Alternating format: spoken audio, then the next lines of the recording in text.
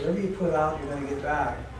And currency runs not only in the paper, but currency is electrical energy through the paper and through our system that we operate on. So currency comes around full circle all the time.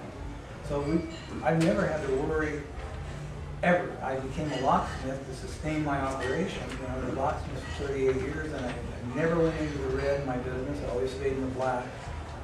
And by operating on natural law, if somebody needed a lock and they didn't have the money here, because I knew it was coming in from somewhere else. And it flows that way. Just not the way it flows. I better get into the 0 point.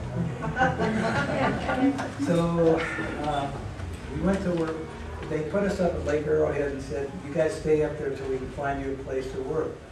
And coincidentally, or no accident, they found a laboratory down in Hesperia, Apple Valley, a big facility. They had a workshop.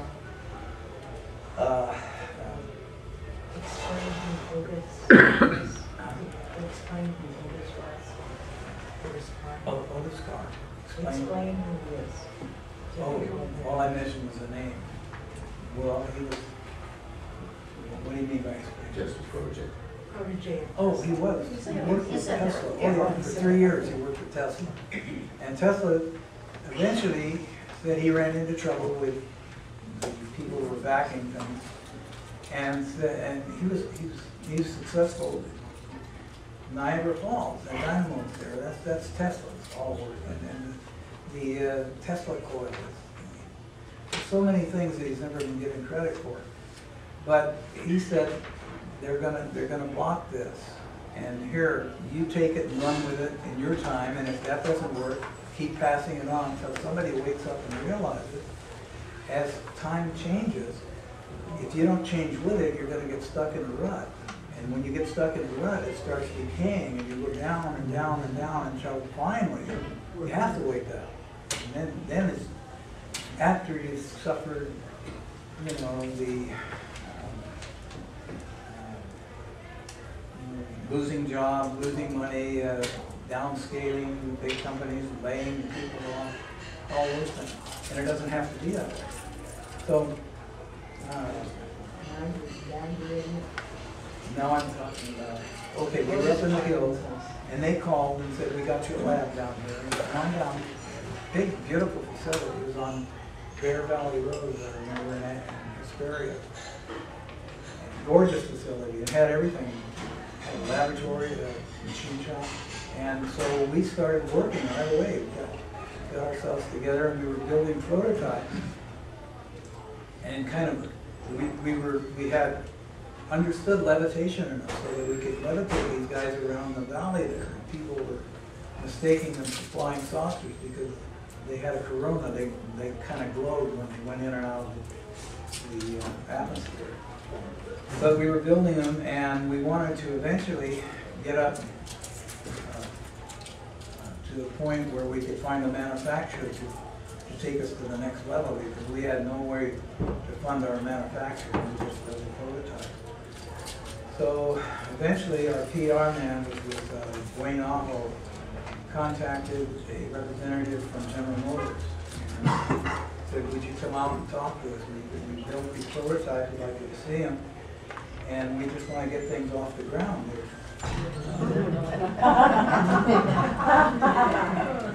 And so they did. They sent a rep out, and we met at Riverside, one of the hotels there, and we went in, and it was really like walking on eggshells, because they had their professional engineers and physicists. They had about 6 guys with them that were going to see what we had to offer. And it was just, I think it was 4 or 5 of us. We had Carr, myself, and a couple of other, the engineers were there. And what we did, we came in and we explained what we wanted to do, and we unpacked our device. It's a little levitation device, and we put it on his desk, and it just set just 6 inches above his desk, with no noise, no vibration, or anything. He said, this is what we want to go with. We like it. There's no, this is free and abundant energy. It's the air we breathe. It's in everything. There isn't anything that isn't magnetic in nature. And so the energy supply is endless. go anywhere in the multiverse and you can run on magnetism. There is no exhaustion. It's everywhere. So he said, what are you talking about? Where's the exhaust? Where's the engine? What runs this thing? I can't. And their guys were looking for devices, like we had wires or some kind of tricks that were running these things. And no, this is it. This is the way it runs. And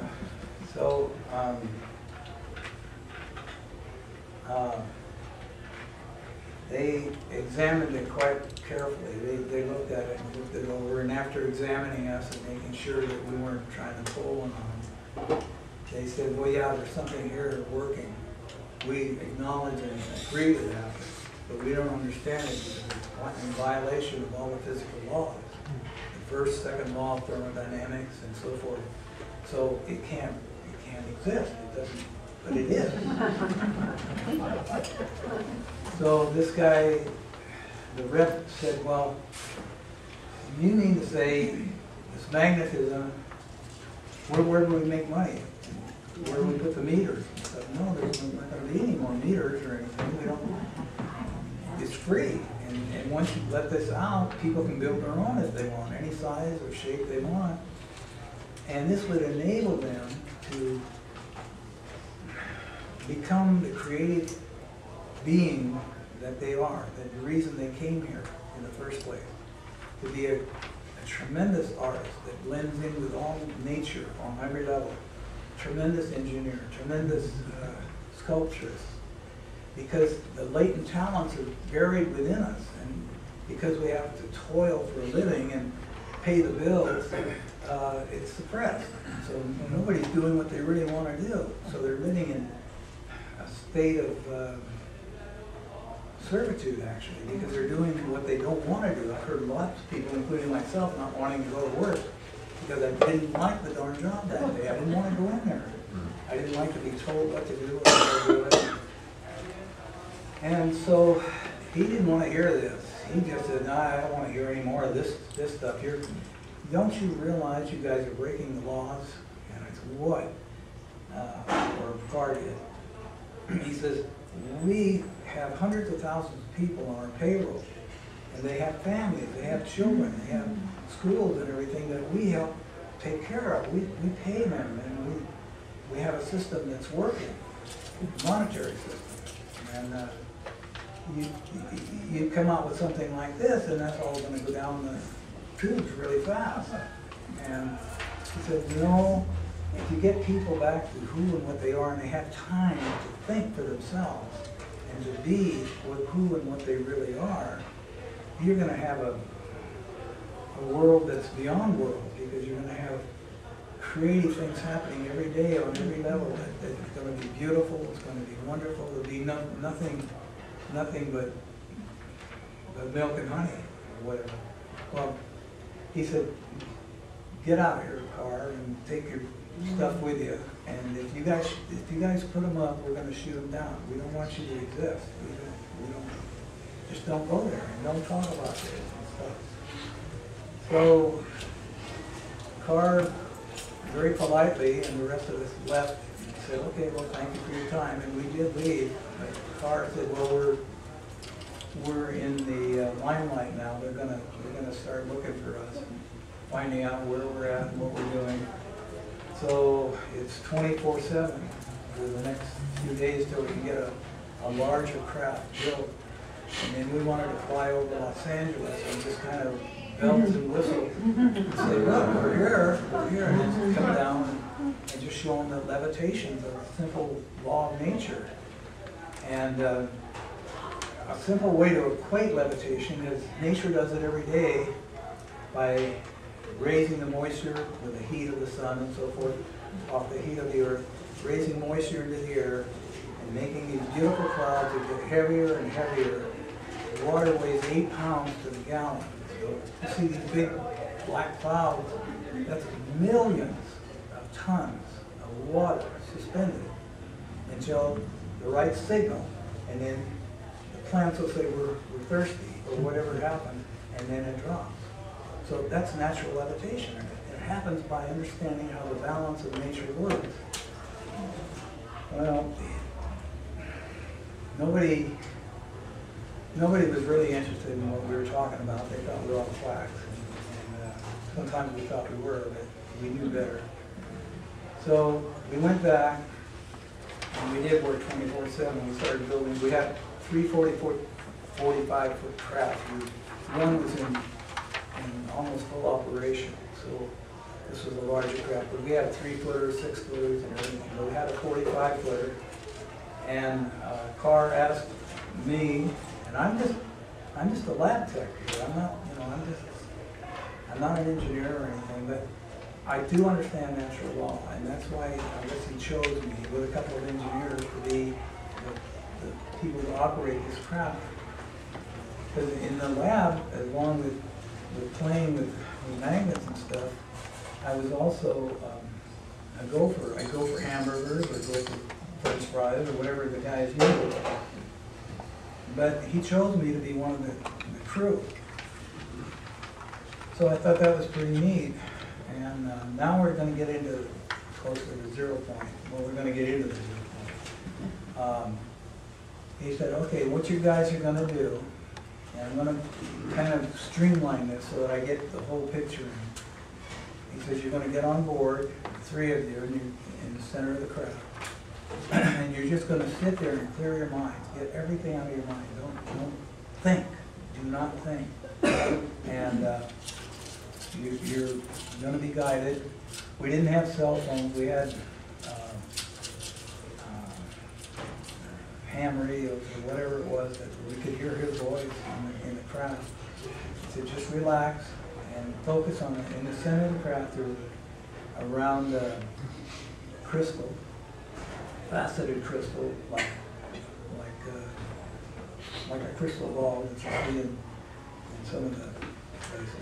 I don't know how else to equate that. And he said, just focus on the crystal and just relax and enjoy the ride. Okay, that's going to be fun. I don't know. So you're going downrange about 10 miles, and then you're coming back. Okay, so we relaxed, got real relaxed, almost in a form of meditation, because I was having trouble because thoughts kept wanting to come in, and I wouldn't let them. And Carr wasn't, I guess we couldn't go anywhere until we reached the right resonance of feeling instead of thought. We had to get into the feeling of what we were doing. And then all of a sudden, the lasers from underneath the center of the craft came up and illuminated this crystal. And if you ever had a chance to see any of my discs, there's a picture of it. The crystal and the lasers coming out. Or on Blue Star Enterprise on the website. There's one somewhere out there that gives you graphic pictures of the crystal and laser. Anyway, we sat and kind of spaced out at this thing, and it lit up, and it was like from infrared all the way around the ultraviolet, just millions of colors just around. Something I can't even describe. It just made the eyes seem like inferior because it was so beautiful. But then all of a sudden it turned into the color of aquamarine. The color equates to water in the Caribbean, water in Hawaii. It's a beautiful, beautiful color, aquamarine. And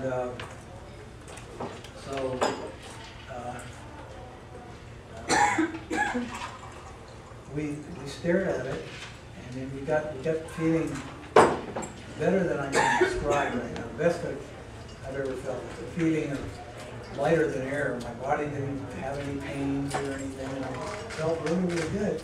And then the next thing we heard, Carr was saying, okay, that's it, boys, come on down for a debriefing. And we thought, well, wait, we didn't go anywhere, we didn't do anything. Calling us down in for a talk.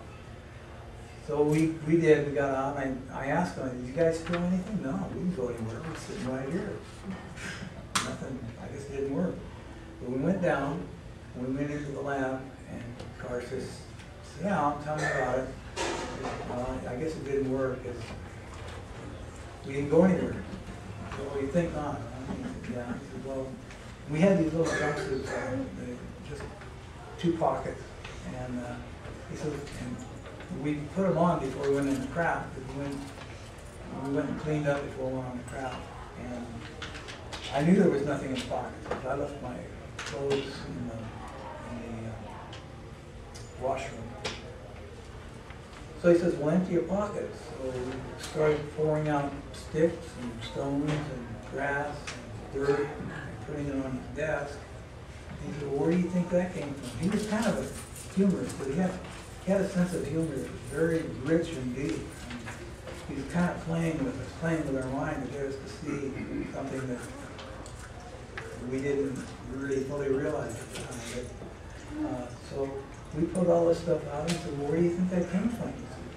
I don't know, it wasn't there, nobody came on board, we were conscious of everything going on. And he said, well, let me explain it to you. And let me start by telling you, and this kind of reaches into other forums that we've had with him and other talks that we've had. Let me remind you that who you think you are not. And what's that mean? Well, you think you're flesh and bone. And you're not. You're energy. And energy cannot be, you learned that first year in science class, cannot be created or destroyed. Which means you have been around forever, and you will be around forevermore. You can't die.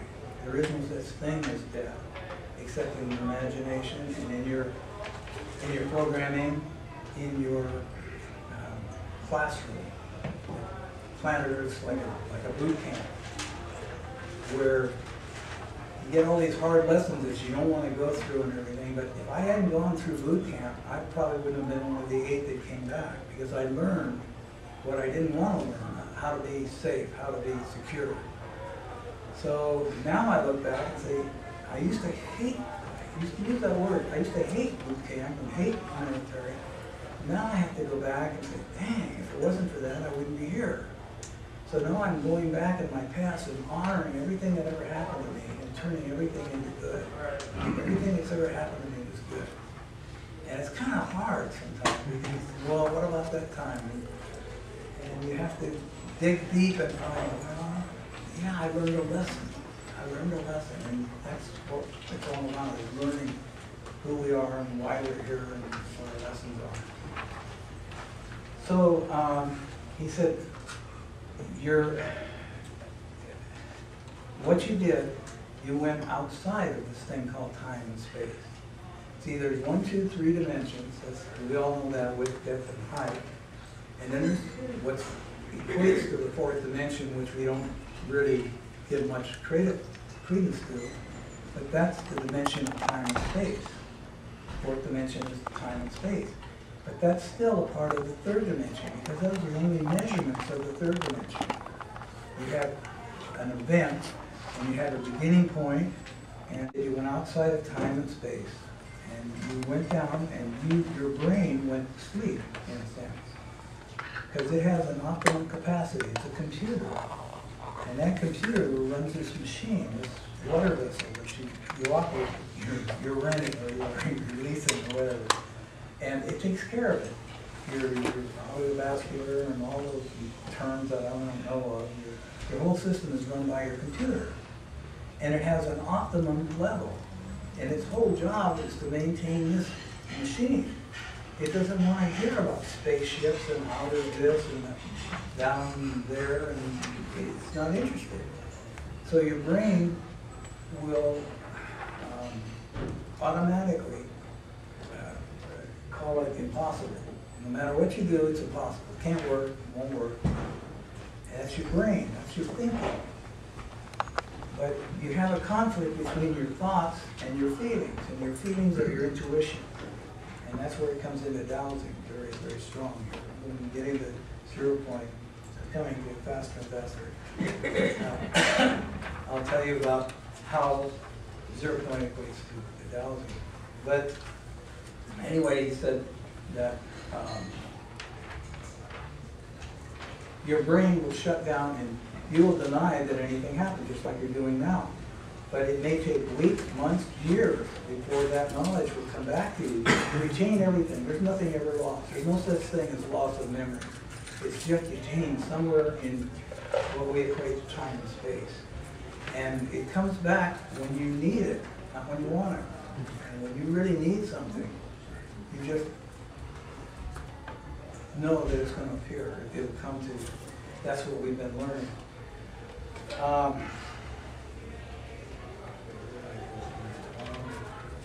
Okay. So it did eventually, and now I have almost total recall on what happened. And I remember now that all of a sudden we were downrange, and we went down on like a magnetic platform, and we picked up all this stuff and put it in our pockets and got back on board. I remember that now vaguely, but I still remember. It's like a dream. And he said it's going to always be like a dream to you, because you don't know the difference between the dream world and the real world. And the real world doesn't exist out here. It exists inside of you. The real world is who and what we really are. And the rest of it is all illusion. And that was a big one for all of us at the time, but he was talking honestly. He's never given us reason to doubt anything he had to say. And later on, I understood, and now it's perfectly clear to me that we are living in an illusionary world that we create in nanoseconds. All of us are creating. In fact, all of us are one being. In this room, we're just one being. I'm reflecting who and what you are, and you're reflecting who and what I am. Only we don't fully realize it. We're kind of, yeah, well, that sounds something, but I can't quite get it.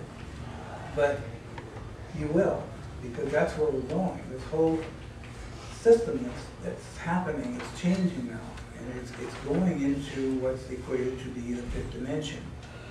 And the fifth dimension, I'm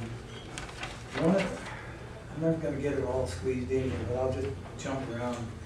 One of the things is that Marcia and I are both knights in the Knights Templar. She's a dawn and I'm a knight.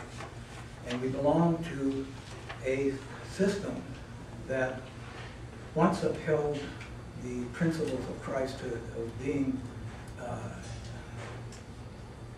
steadfast on people seeking, like dowsing, for the truth.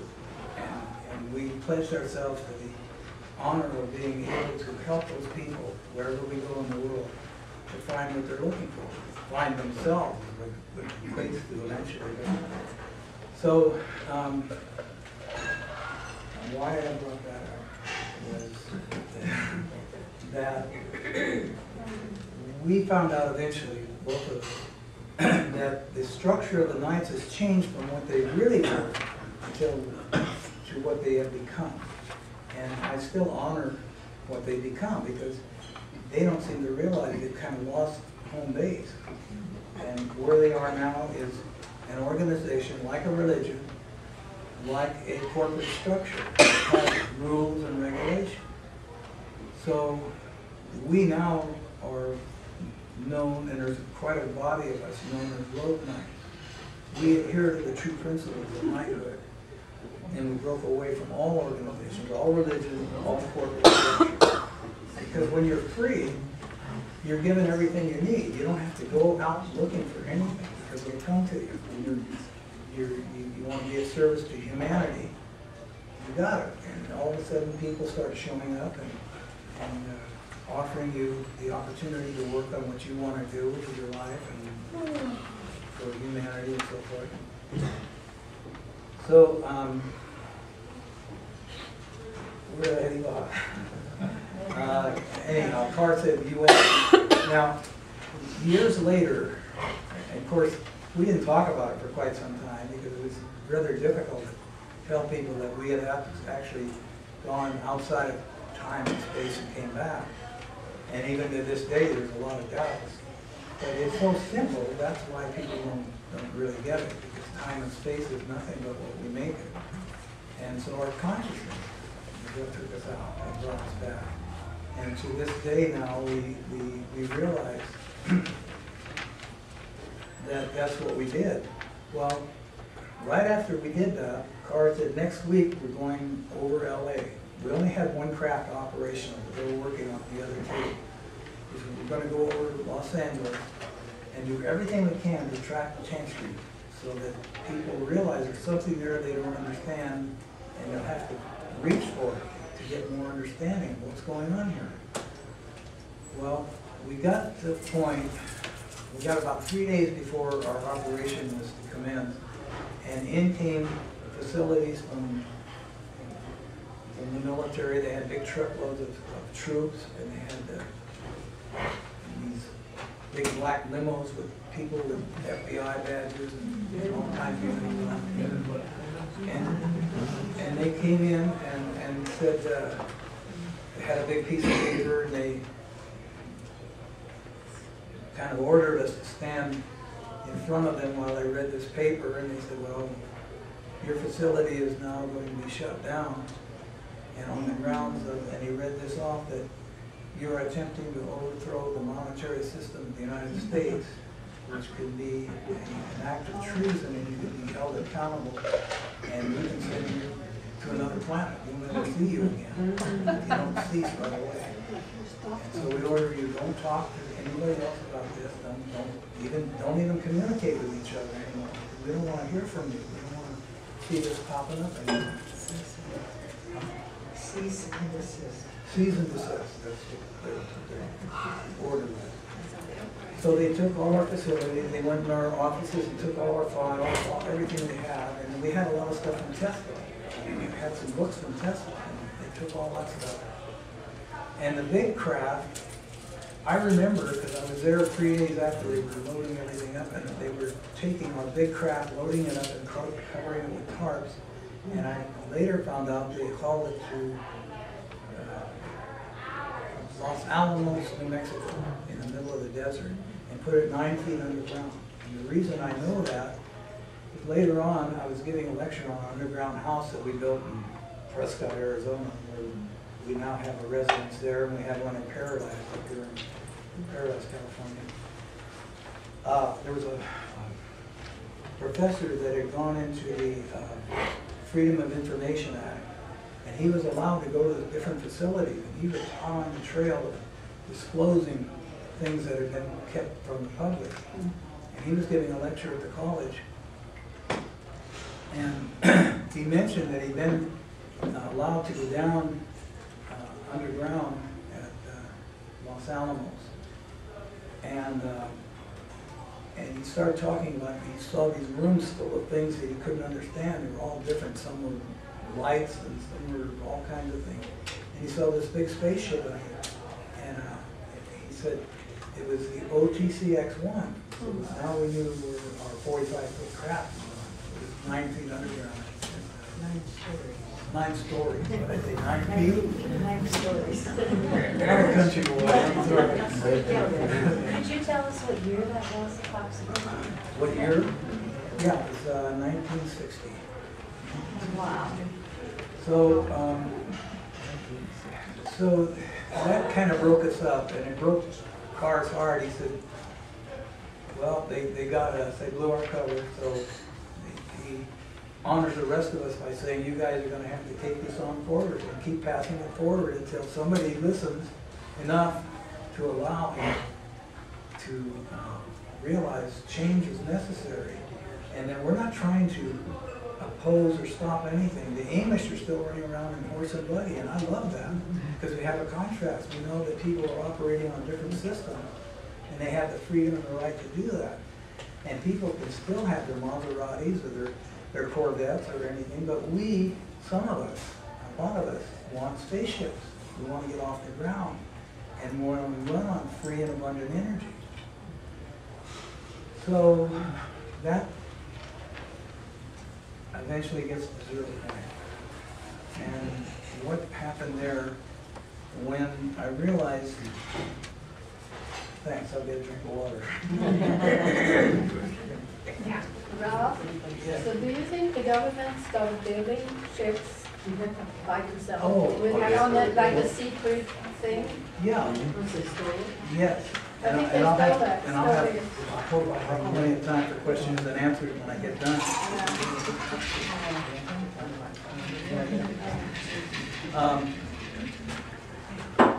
Yeah, they try to follow our technology.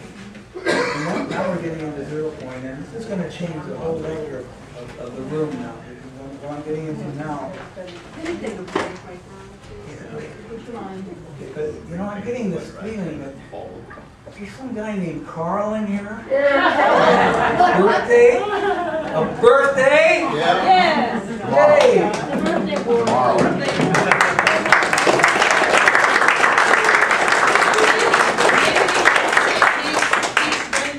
He is today 29 years old. 29. So we wish you happy birthday. Somebody who can sing, sing. Happy birthday to you. Happy birthday to you.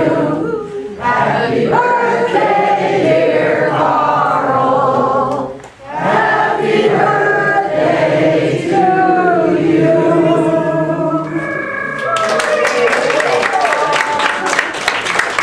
They got you this little card because they didn't have any bigger. Let's eat the cake. Yep. And a cake. And a cake.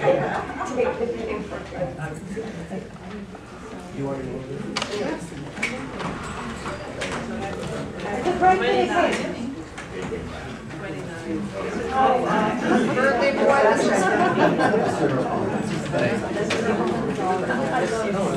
Birthday boy, this is from all the Dowsers. It'll be $5.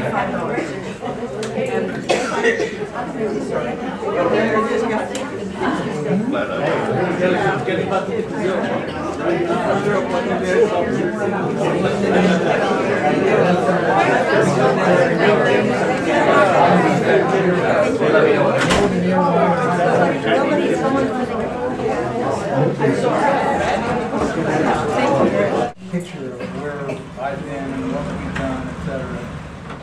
But now I want to take you to what's equated to the 0 point energy.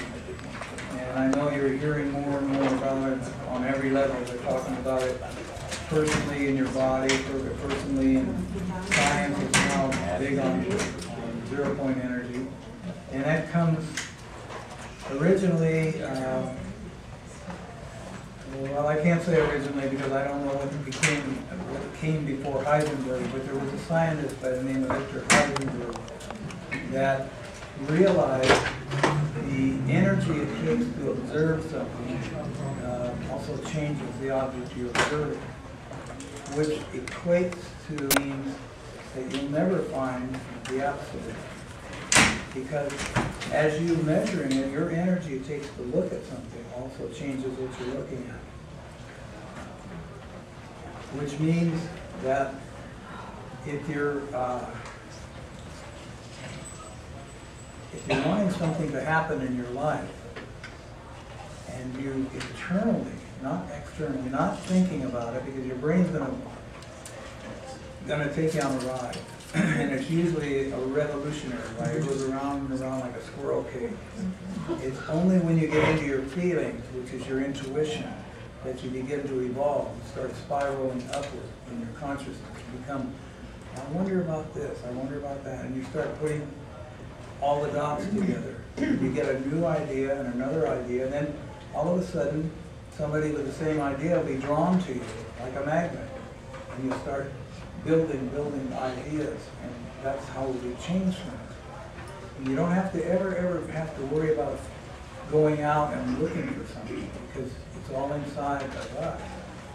And as I mentioned earlier, and I know I threw you a curveball to think about, that there's really only one of us here, and that's you, or me, or whoever else is here.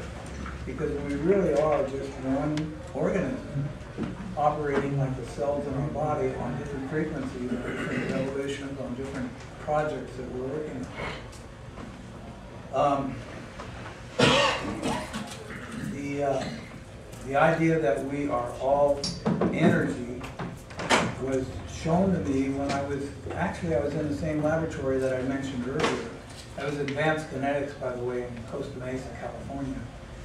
I was gifted with a fellow scientist.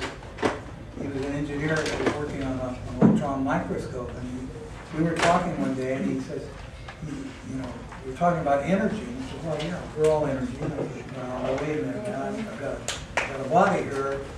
And he says, come here. He took me over to his electron microscope. He says, stick your hand under this and take a look. And I looked at my hand, and there was nothing there. It's all energy. There's nothing there. Even with the eyes, the retina perceiving, there was nothing there. So that took me back for a while until I got into studying Schonberger and a few of the scientists of the ancient times that have studied energy and how it flows and how it works. And then I realized, my gosh, if that's so, what is this? And this is a machine that I've created to experience boot camp on planet Earth. To get if I can make it as easy or as hard as I want. And when I was at Fort Ord, I was the guy on KP all the time because I didn't obey orders. And I was scrubbing the floors in the middle of the night with a toothbrush and everything. I just absolutely loathed what I was doing. But it taught me, if you don't like it, get out of the kitchen. If you don't like what you're doing, learn what you do like. And I learned to avoid them and say, yes, sir, and move on, or whatever I had to do to get through the hornet's nest, if you will, or the barrage of lessons that I needed to learn. And then I found by standing back and observing others, it was like, except for the grace of God, there go I, that guy's going to get it. And I don't have to do that anymore because I've learned to avoid that and find a better way to go.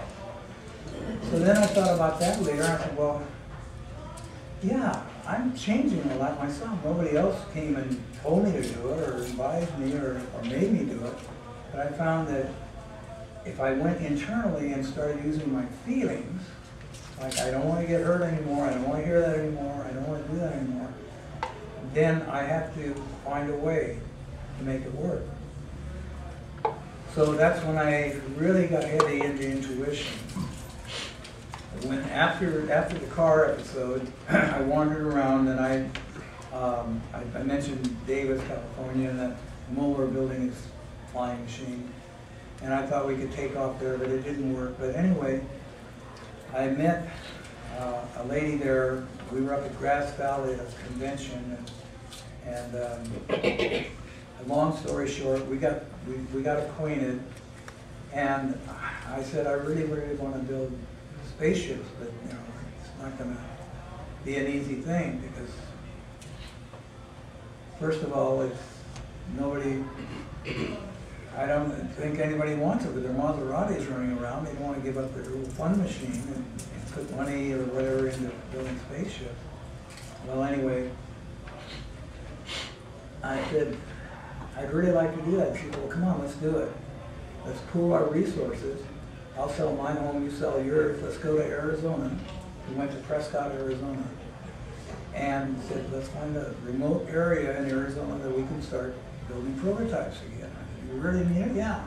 So we teamed up, went to Prescott, Arizona, well, actually a little further north, a place called Chino Valley, and found a very remote area. There wasn't, neighbors were a mile apart. And we bought, I think it was 14 acres of land, beautiful piece of nothing on the side of a hill. And we started using our intuition because she understood metaphysics, and she was a brilliant scientist in her own right. She taught me everything I needed to know about sacred geometry and how ley lines and how meridians of the body and of the land and of everything works, and the magnetic fields and how they operate. But anyway, we started using our intuition to find the property. We laid in the back of our pickup truck for 3 nights on different pieces of land to see if the land would talk to us, to tell us, to give us some feeling. This is it? No, not quite, not quite. And we had to hold a very strong, rigid control of our patient because at night it was cold and we wanted to find a place and we wanted to get started. But we waited until this one piece of land wouldn't let us go. I said, this is it. And we tried to pull away and no, this is it. And it was on the north-facing slope. And Arizona used, even in those days, people were talking about solar energy. You have to be facing south and blah, blah, blah. So when we went to buy it, we said, no, don't buy that piece of junk. It's got rocks all over it, da, da, da, da, da. And we said, no, our intuition's guiding us here. We don't know what we're doing, but we're going to do it. So about that time, we were meeting people and doing things. And Marcia, who is my best friend, even to this day, we met there in 1981, 81 or something. And Ruth, my girlfriend actually at the time, Marcia was having meetings, spiritual, metaphysical, you name it, kind of meetings at her home. We were invited not only to meet her, but her folks, which we just fell in love like a big family right away. And we took Marcia and her folks out to see the land, and they kind of, I don't know what you're going to do here with this.